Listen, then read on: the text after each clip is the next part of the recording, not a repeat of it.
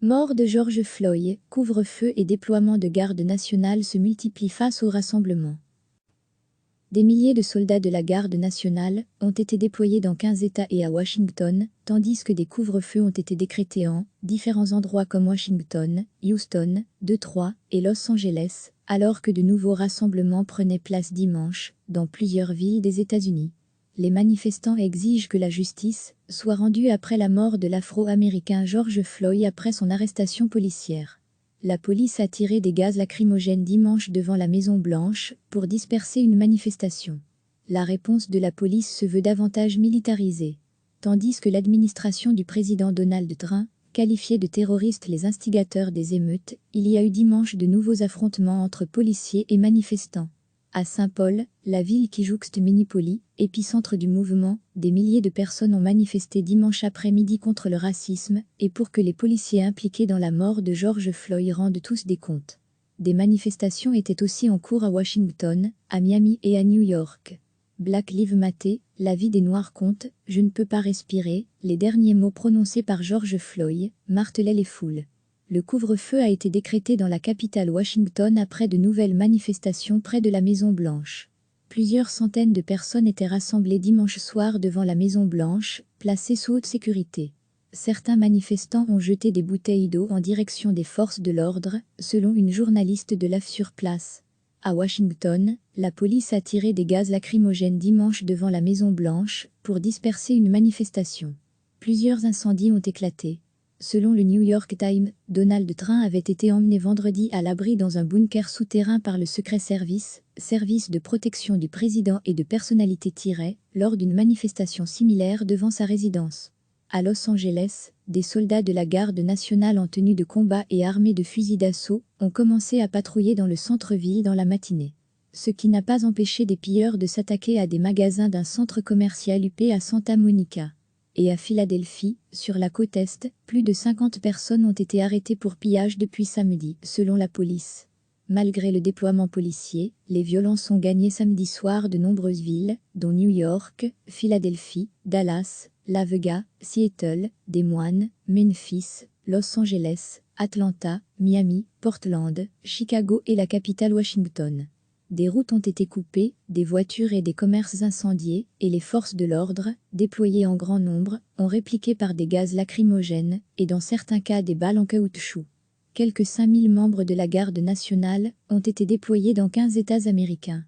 Les autorités locales peinent, elles, à trouver un équilibre dans leur communication, condamnant les violences qui ne font pas avancer la justice raciale, tout en soutenant l'indignation face au décès de George Floyd. Alors que le soleil se couchait sur notre ville hier soir, nous avons vu les plus laides images de cette génération, a déclaré le maire de Los Angeles, Eric Garcetti.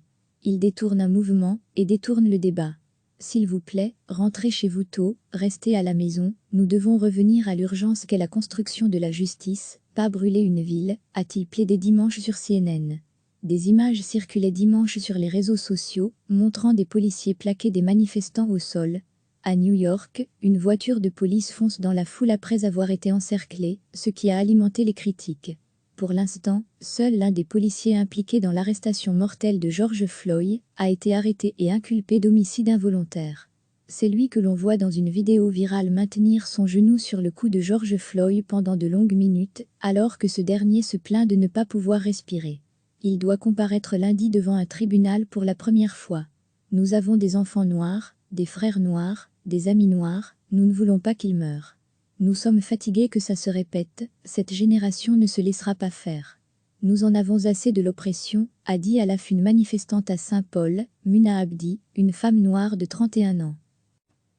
Donald Trump a promis de stopper la violence collective et a dénoncé les agissements de gauchistes radicaux, notamment la mouvance radicale Antifa, antifasciste, qu'il a annoncé vouloir désigner comme une organisation terroriste. Dimanche, il a notamment retweeté le message d'un animateur de radio conservateur affirmant « Cela ne s'arrêtera que si les gens bien se montrent prêts à faire usage d'une force écrasante contre les méchants ». La maire d'Atlanta Keisha Lance Bottoms avait plutôt comparé la situation aux affrontements de Charlottesville, où des heurts entre militants suprémacistes blancs et antifascistes ont fait un mort et des dizaines de blessés en août 2017. Monsieur Trump avait alors jugé qu'il y avait des gens très bien des deux côtés. Le président Trump aggrave les choses, a déclaré la maire sur CBS. Sa rhétorique ne fait qu'enflammer les choses, et il devrait juste se taire. La légende de la NBA Michael Jordan est de son côté sorti de sa réserve. Je me tiens aux côtés de ceux qui dénoncent le racisme tenace et les violences contre les personnes de couleur dans notre pays, a-t-il lancé. Nous en avons assez. Des milliers de soldats de la garde nationale ont été déployés dans 15 États et à Washington, tandis que des couvre-feux ont été décrétés en différents endroits comme Washington, Houston, Détroit et Los Angeles, alors que de nouveaux rassemblements prenaient place dimanche dans plusieurs villes des États-Unis. Les manifestants exigent que la justice soit rendue après la mort de l'Afro-Américain George Floyd après son arrestation policière. La police a tiré des gaz lacrymogènes dimanche devant la Maison-Blanche pour disperser une manifestation. La réponse de la police se veut davantage militarisée. Tandis que l'administration du président Donald Trump qualifiait de terroristes les instigateurs des émeutes, il y a eu dimanche de nouveaux affrontements entre policiers et manifestants. À Saint-Paul, la ville qui jouxte Minneapolis, épicentre du mouvement, des milliers de personnes ont manifesté dimanche après-midi contre le racisme et pour que les policiers impliqués dans la mort de George Floyd rendent tous des comptes. Des manifestations étaient aussi en cours à Washington, à Miami et à New York. Black Lives Matter, la vie des Noirs compte, je ne peux pas respirer, les derniers mots prononcés par George Floyd martelaient les foules. Le couvre-feu a été décrété dans la capitale Washington après de nouvelles manifestations près de la Maison-Blanche. Plusieurs centaines de personnes étaient rassemblées dimanche soir devant la Maison-Blanche, placées sous haute sécurité. Certains manifestants ont jeté des bouteilles d'eau en direction des forces de l'ordre, selon une journaliste de l'AF sur place. À Washington, la police a tiré des gaz lacrymogènes dimanche devant la Maison-Blanche pour disperser une manifestation. Plusieurs incendies ont éclaté. Selon le New York Times, Donald Trump avait été emmené vendredi à l'abri dans un bunker souterrain par le Secret Service, service de protection du président et de personnalités lors d'une manifestation similaire devant sa résidence. À Los Angeles, des soldats de la garde nationale en tenue de combat et armés de fusils d'assaut ont commencé à patrouiller dans le centre-ville dans la matinée. Ce qui n'a pas empêché des pilleurs de s'attaquer à des magasins d'un centre commercial UP à Santa Monica. Et à Philadelphie, sur la côte Est, plus de 50 personnes ont été arrêtées pour pillage depuis samedi, selon la police. Malgré le déploiement policier, les violences ont gagné samedi soir de nombreuses villes, dont New York, Philadelphie, Dallas, Las Vegas, Seattle, Des Moines, Memphis, Los Angeles, Atlanta, Miami, Portland, Chicago et la capitale Washington. Des routes ont été coupées, des voitures et des commerces incendiés, et les forces de l'ordre, déployées en grand nombre, ont répliqué par des gaz lacrymogènes, et dans certains cas des balles en caoutchouc. Quelques 5000 membres de la garde nationale ont été déployés dans 15 États américains. Les autorités locales peinent, elles, à trouver un équilibre dans leur communication, condamnant les violences qui ne font pas avancer la justice raciale, tout en soutenant l'indignation face au décès de George Floyd. Alors que le soleil se couchait sur notre ville hier soir, nous avons vu les plus laides images de cette génération, a déclaré le maire de Los Angeles, Eric Garcetti. Il détourne un mouvement et détourne le débat.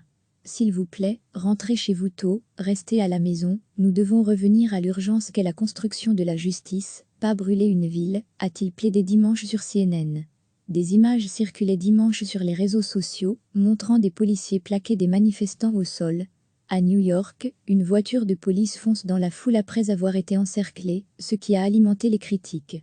Pour l'instant, seul l'un des policiers impliqués dans l'arrestation mortelle de George Floyd a été arrêté et inculpé d'homicide involontaire. C'est lui que l'on voit dans une vidéo virale maintenir son genou sur le cou de George Floyd pendant de longues minutes, alors que ce dernier se plaint de ne pas pouvoir respirer. Il doit comparaître lundi devant un tribunal pour la première fois. Nous avons des enfants noirs, des frères noirs, des amis noirs, nous ne voulons pas qu'ils meurent. Nous sommes fatigués que ça se répète, cette génération ne se laissera pas faire. Nous en avons assez de l'oppression, a dit à la une manifestante à Saint-Paul, Muna Abdi, une femme noire de 31 ans. Donald Trump a promis de stopper la violence collective et a dénoncé les agissements de gauchistes radicaux, notamment la mouvance radicale Antifa, antifasciste, qu'il a annoncé vouloir désigner comme une organisation terroriste. Dimanche, il a notamment retweeté le message d'un animateur de radio conservateur affirmant « Cela ne s'arrêtera que si les gens bien se montrent prêts à faire usage d'une force écrasante contre les méchants ». La maire d'Atlanta Keisha Lance Bottom avait plutôt comparé la situation aux affrontements de Charlottesville, où des heurts entre militants suprémacistes blancs et antifascistes ont fait un mort et des dizaines de blessés en août 2017. Monsieur Train avait alors jugé qu'il y avait des gens très bien des deux côtés. Le président Train aggrave les choses, a déclaré la maire sur CBS. Sa rhétorique ne fait qu'enflammer les choses, et il devrait juste se taire. La légende de la NBA Michael Jordan est de son côté sorti de sa réserve. Je me tiens aux côtés de ceux qui dénoncent le racisme tenace et les violences contre les personnes de couleur dans notre pays, a-t-il lancé. Nous en avons assez. Cliquez sur s'abonner pour recevoir les dernières nouvelles.